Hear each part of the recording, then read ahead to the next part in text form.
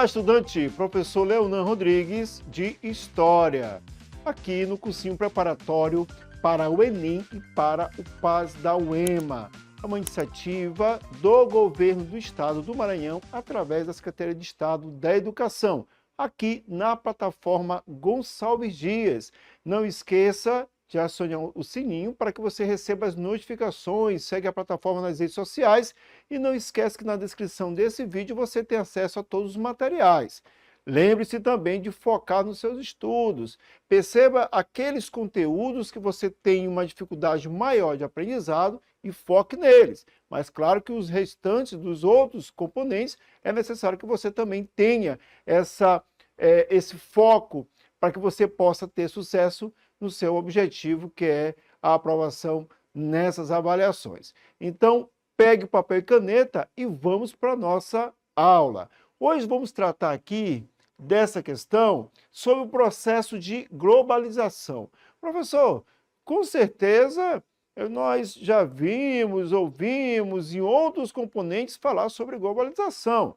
E aí, na história, como é que nós vamos tratar sobre esse conteúdo? É importante lembrar que esse processo de globalização ele se acentua de uma forma mais aligeirada a partir ali do finalzinho, na década de 80, chegando aos 90, que nós começamos a perceber, economicamente falando, politicamente falando, exatamente como é que essa globalização chega até cada um de nós. Mas se nós formos pensar em globalização, a gente vai ter que voltar um pouquinho no tempo, nós temos que voltar, por exemplo, quando os europeus saíram para além-mar, os chineses também saíram, os africanos também, ou seja, se nós formos pensar lá nos fenícios, que também saíram para além-mar das suas regiões e tiveram contato com outros povos, com outras civilizações, com outras culturas, tanto na economia, no comércio, como também, claro, na cultura, levando e trazendo, claro, os conhecimentos adquiridos ou aquilo que eles levavam para os outros povos. Então, a globalização ele é um processo que nós costumeiramente acreditamos que seja mais da contemporaneidade, mas nós temos outros fatos históricos que também denotam para essa globalização. Mas, em via de regra, é sempre bom lembrar que a globalização ela vai articular, claro, e aí você não pode perder isso de vista, o capital. Ou seja, você não pode perder de vista que o capitalismo precisa de expansão. E essa expansão é necessário que você estabeleça, claro, uma organização social, uma organização política, uma organização cultural que o favoreça. Então, a globalização, ela não fica somente nos aspectos econômicos, ela fica também, claro, dentro da política e da cultura também, da cultura de massa, de levar a todas as pessoas às necessidades criadas pelo próprio sistema capitalista.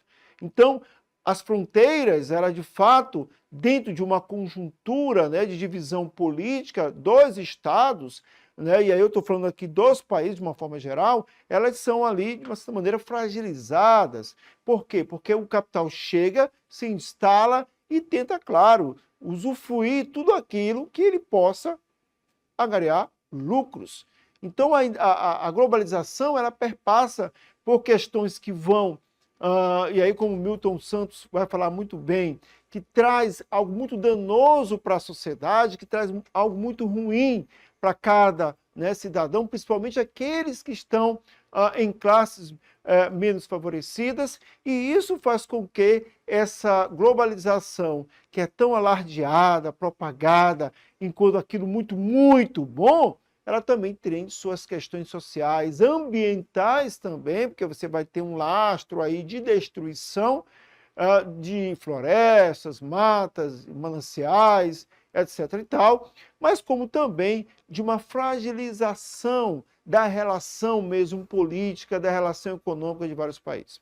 Então a globalização, ela chega, claro, dentro desse cenário que nós colocamos na contemporaneidade, mas ela já vem construída há um bom tempo. Vamos aqui para essa questão. Enem 2009. Entre as promessas contidas na ideologia do processo de globalização da economia estava a dispersão da produção do conhecimento na esfera global, expectativa que não se vem concretizando. Nesse cenário, os tecnopolos aparecem como um centro de pesquisa e desenvolvimento de alta tecnologia que conta com mão de obra altamente qualificada. Os impactos desse processo na inserção dos países na economia global deram-se de forma hierarquizada e assimétrica.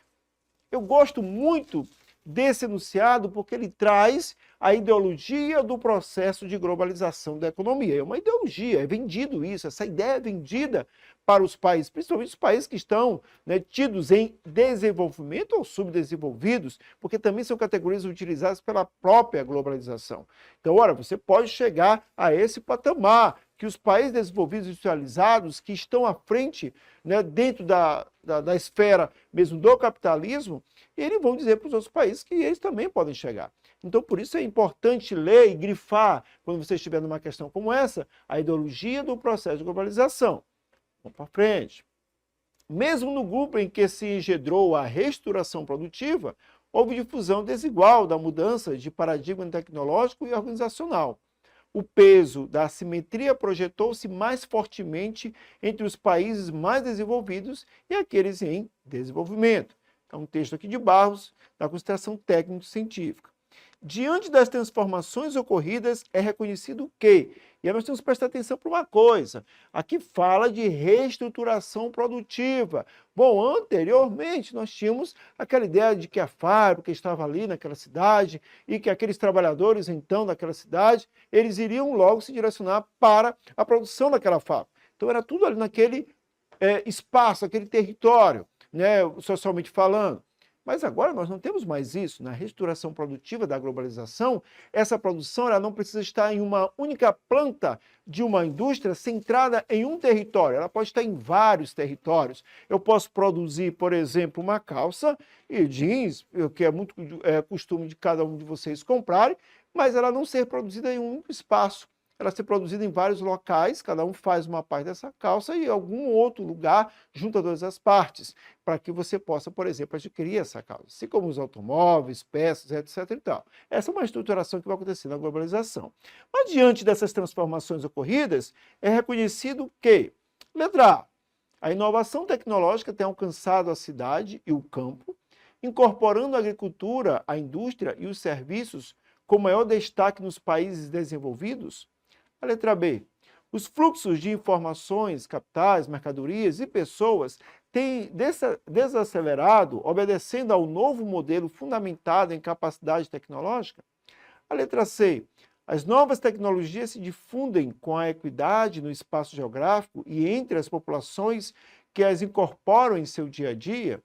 Bom, parece assim que as alternativas estão muito próximas, né? Mas é preciso reter aí alguns detalhes importantes. Mas vamos ler as outras alternativas. A letra D diz que os tecnopolos, em tempos de globalização, ocupam os antigos centros, né, de industrialização concentrados em alguns países emergentes. A letra E. O crescimento econômico dos países em desenvolvimento, decorrente da dispersão da produção do conhecimento na esfera global, equipara-se ao dos países desenvolvidos. Bom, essa letra E já dá de cara para a gente entender que ela não tem nenhum fundamento de verdade, né? Principalmente quando coloca aqui os países em desenvolvimento, você equiparar a esses países, né, que já são desenvolvidos. Então, gente, a resposta certa é a letra A. A inovação tecnológica ela tem alcançado a cidade e o campo, incorporando a agricultura, a indústria e os serviços, com maior destaque nos países, claro, desenvolvidos. Mas isso, claro, não é só dos países desenvolvidos. Aqui no Brasil mesmo você tem arranjos produtivos, né, ou melhor dizendo, uma economia voltada ou mais tecnológica, uma modernização, por exemplo, da própria agricultura, que chega lá da década de 70 para cá, e você tem um implemento cada vez mais de maquinário, mas também de processos. Entender que não é somente maquinário na agricultura, é também de processo. Então é uma questão que você tem que sempre estar atento, né, ao que o enunciado está reportando, mas também, né, o que ele quer que você responda. Vamos para a nossa segunda questão. Isso aqui é do Enem 2017. Também ainda sobre o processo de globalização. A diversidade de atividades relacionadas ao setor terciário reforça a tendência mais geral de desindustrialização de muitos dos países desenvolvidos, sem que estes, contudo, percam o comando da economia. Essa mudança implica na nova divisão internacional do trabalho, que não é mais apoiada na clara segmentação setorial das atividades econômicas. Está aqui em Rios, né, espacialidade da economia. Olha, preste bem atenção nesse enunciado. Gente, uma dica que eu dou a vocês, é necessário vocês marcarem algumas palavras que são chaves para o entendimento do enunciado. Por exemplo, aqui você vai ver de setor terciário. Então, você já pode marcar esse setor terciário e entender, bom, o que é setor terciário mesmo? É comércio, é serviço? Entendendo isso, faz com que você compreenda o restante da questão. Fala também da nova divisão, né, internacional do trabalho. Fala também de um processo de desindustrialização de muitos países envolvidos, mas olha, sem que estes percam o comando do processo. Aquilo que eu acabei de falar para vocês ainda há pouco aqui neste vídeo, nesta aula, né, em que os países desconcentram as suas indústrias. Eu estou lá nos Estados Unidos, eu sou ali, né, todo o tempo a população cobrando a respeito dos aspectos ambientais, sociais, né? A mão de obra muito qualificada, então ela tem um preço muito alto. Então, peraí, eu vou pegar essa fábrica, eu vou colocar essa fábrica num país em desenvolvimento ou subdesenvolvido, onde vai ser afrouxado as leis ambientais, onde eu vou poder pagar menos a esses trabalhadores, porque as pessoas lá estão sem emprego, a economia é muito baixa, então a empregabilidade é baixa, e aí eu vou, claro, eu tenho um exército lá de mão de obra me esperando, então eu vou botar o preço que eu quiser. Eu vou produzir também a mesma coisa, vou produzir o mesmo tênis, a mesma camisa, o mesmo equipamento, mas eu sou lá dos Estados Unidos, só estou aqui nesse país porque é um país periférico dentro da esfera do capitalismo. Mas vamos lá para as alternativas. Nesse contexto, o fenômeno descrito tem como um dos seus resultados a saturação do setor secundário, a ampliação dos direitos laborais, C, a bipolarização do poder geopolítico, a D, a consolidação do domínio tecnológico, a letra E, primarização das exportações globais. Então é importante entender o que está se falando, de fato, dentro dessa reestruturação produtiva, eu diversificar esses espaços produtivos. Eu posso tirá-lo de um único local e colocar em vários, mesmo assim ainda eu vou ter uma lucratividade, né, e uma produtividade, mas para isso eu tenho que levar a tecnologia. Ponto.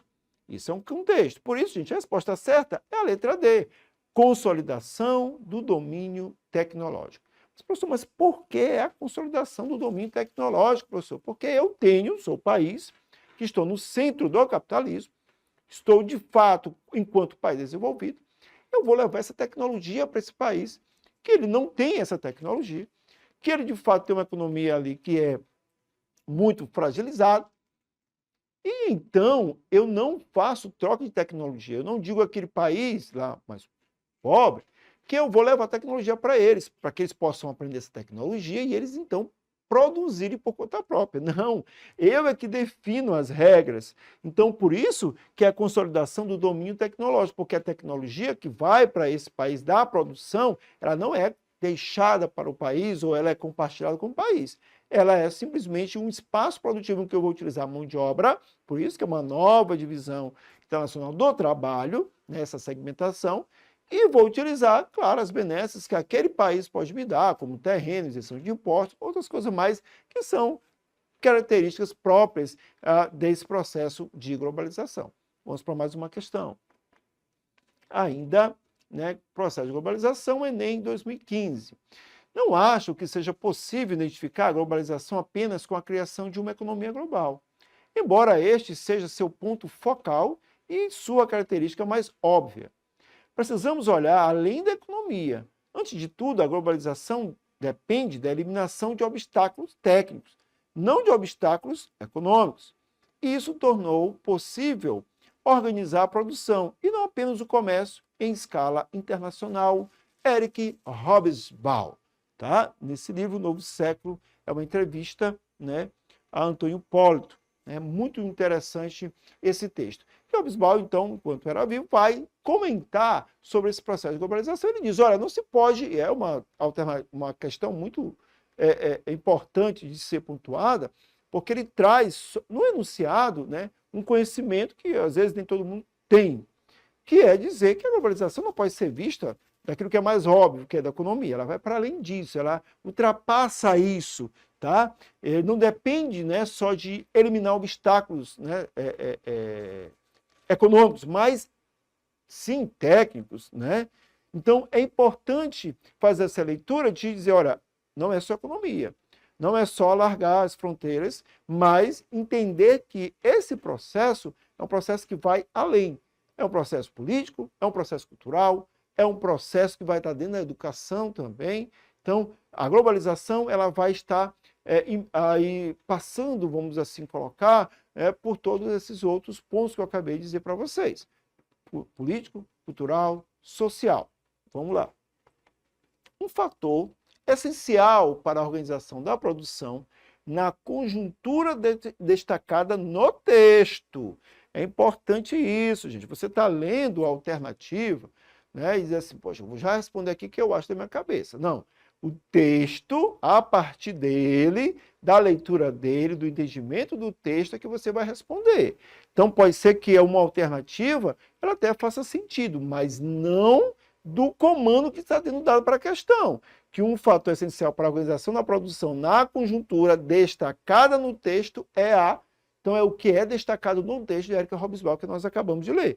Então, cuidado, porque às vezes você pode, de uma forma apressada, querer logo marcar uma alternativa que você acredite que até seja, de fato, verdadeira. Mas o comando da questão, que é isso aqui, está dizendo o seguinte, olha, uma conjuntura destacada no texto. A letra A diz, a criação de uniões aduaneiras. A letra B, a difusão de padrões culturais. A letra C, melhoria na infraestrutura de transportes. A letra D, supressão das barreiras para a comercialização.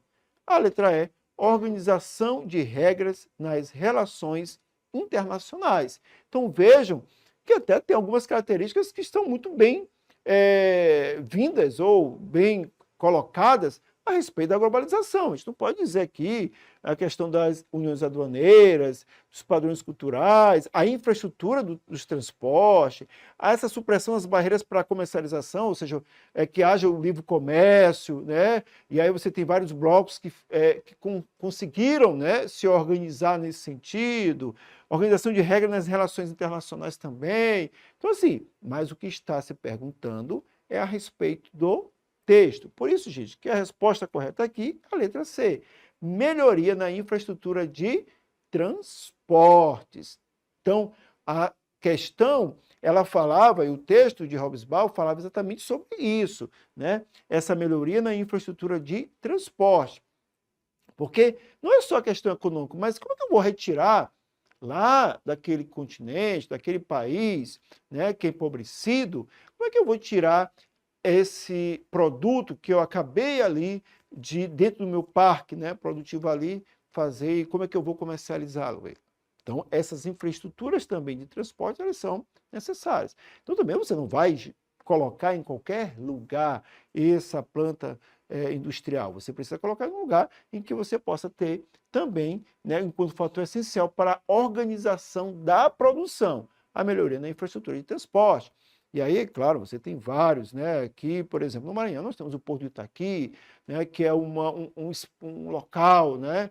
Dentro da logística de escoamento de produção para o mundo e para o restante do país, e assim como também no restante dos outros estados brasileiros. Ok? Então, nossa aula aqui, ela finaliza. Não esqueça que na descrição desse vídeo há um link que contém os materiais utilizados para essa aula. Não esqueça também de acionar o sininho lá da plataforma Saúde para que você receba sempre as notificações de novos vídeos, de novos materiais. Segue também nas redes sociais a plataforma para você estar sempre antenado.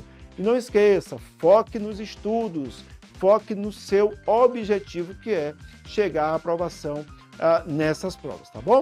Então, até o próximo vídeo, bons estudos!